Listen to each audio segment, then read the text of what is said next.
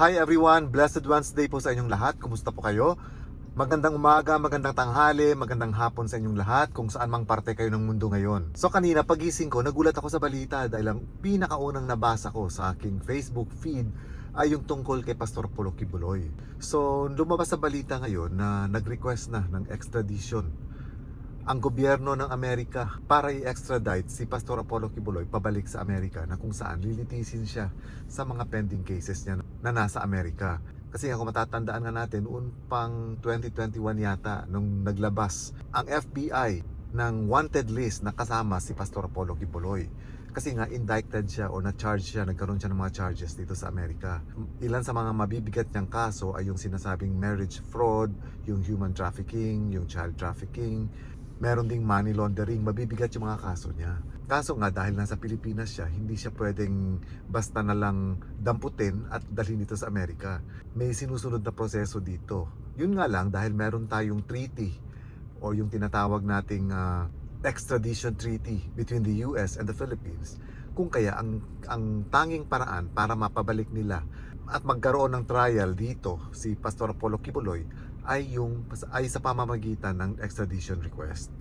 So ayon nga din sa Department of Justice, may nagsasabi doon na actually June pa daw nilang natanggap yung request for extradition. Kaso ngayon, anong petsa na, August na, wala pa rin yata nangyayari. So parang nag-follow up yata ulit ang US government tungkol dito, kung ano na yung balita, kung pwede na ba nilang i-extradite or willing ba ang Pilipinas na i-extradite si Pastor Apollo Kibuloy papuntang Amerika. So ganito kasi daw ang mangyayari niyan. Ilan sa mga reasons daw kung bakit hindi pwedeng i-extradite ang isang citizen, halimbawa ng Philippines na katulad ni Pastor Apollo Kibuloy, kung yung kasong kinakaharap niya sa ibang bansa ay may kinalaman sa, kumbaga, parang political persecution, yung mga ganon, or yung sinasabing military offenses, or yung mga kaso niya na may parusang death penalty. Kapag ganito, or pwedeng hindi pumayag ang Pilipinas na ipadala ang isang tao pabalik ng Amerika.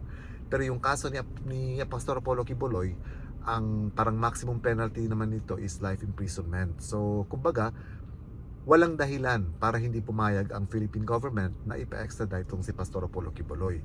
Kaso nga, ang nakikita ngayon naman is dahil nakakulong sa Philippines itong si Pastor Apollo Kibuloy, dahil meron din siyang mga kaso dito na kung saan lilitisin din siya. But ang problema din dito kasi kung yung kaso niya dito hindi pa dinidinig, hindi pa natatapos kumbaga, at wala pang hatol, nakalagay kasi sa extradition treaty na hindi pwedeng ipapadala ang isang tao para litisin sa ibang bansa kung meron pa siyang mga pending cases sa bansa niya. So meaning sa Pilipinas. Pero meron din itong exemption, like if in case may urgency na kailangan talagang i-extradite siya. So ang gagawin dito, kailangan ma-resolve agad kung ano man yung mga pending cases ni Pastor Apollo Kibuloy, para pagkatapos nun ay pwede na siyang ipadala balik sa Amerika. Ngayon, kung yung kaso niya dito at nagkaroon na ng halimbawa ng hatol, nagkaroon ng conviction, hindi na rin siya pwedeng litisin sa Amerika ng parehong kaso.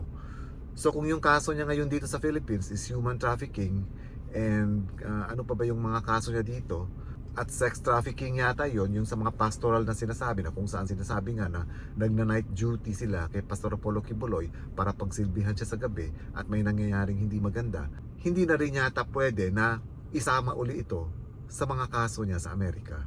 Yung sa Amerika kasi medyo may pagkakaiba, dahil yung sa Amerika parang child trafficking yung isa sa matindi doon. Kumbaga, nagpa-process daw sila ng mga fake passports, tapos pagdating doon, ang gagawin daw, parang pinapalimos or pinapabeg yung mga bata, tapos yung perang malilikom nila ay pinapadala kay Pastor Apollo Kibuloy. Ito yata yung kaso niya sa Amerika. Tapos yung kapag ka nasa tamang edad na yung mga bata, ay ina-arrange nila through fake marriages yung kasal para maging legal yung stay nitong mga taong ito, itong mga batang ito sa Amerika, at makapagpapatuloy sila sa kanilang sinasabing yung solicitations and begging, na kung saan nakakalikom sila ng pera, at ito nga daw yung pinapadala kay Pastor Apollo Kibuloy allegedly.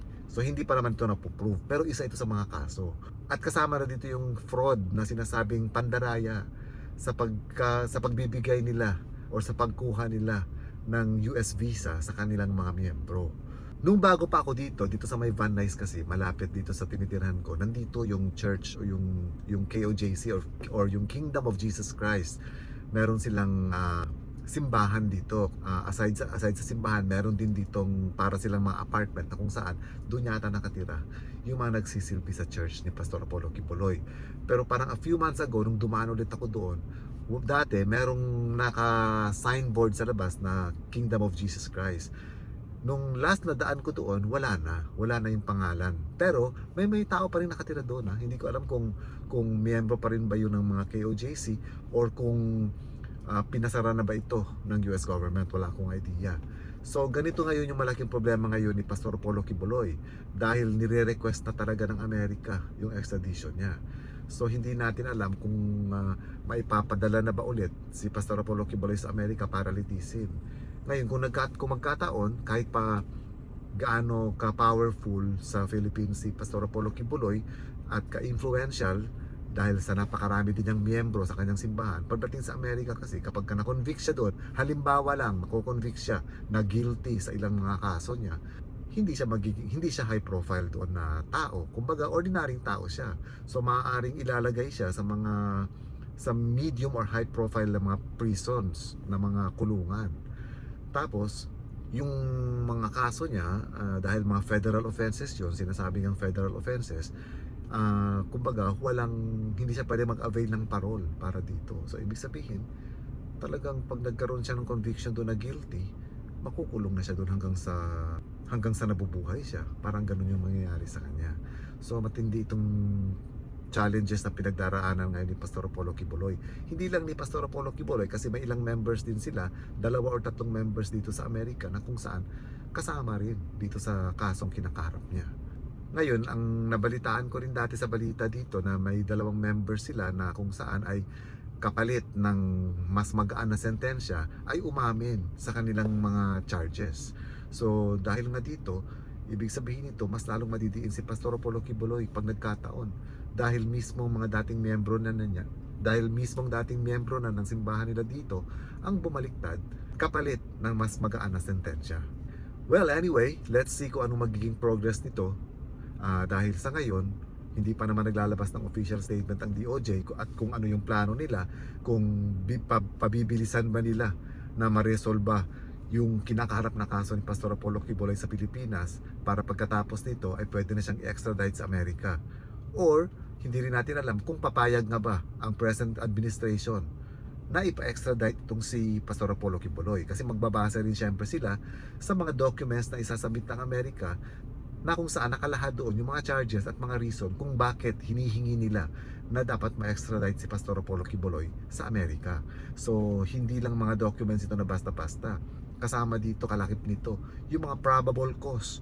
Siyempre, kasi yun ang hinahanap talaga sa due process. Yung mga probable cause kung bakit kailangan talagang i-extradite si Pastor Apollo Kibuloy pabalik ng Amerika. So abangan na lang natin kung kailan maglalabas ng official statement ang DOJ at kung ano yung kanilang desisyon tungkol sa request na ito ng US government. And this is all for now mga kaibigan. I hope magiging masaya at maging mapayapa ang inyong Wednesday. Ingat po kayo lagi. Don't forget to like, subscribe, and share this video at sana magustuhan ninyo itong video kong ito. Ingat po kayo lagi and God bless.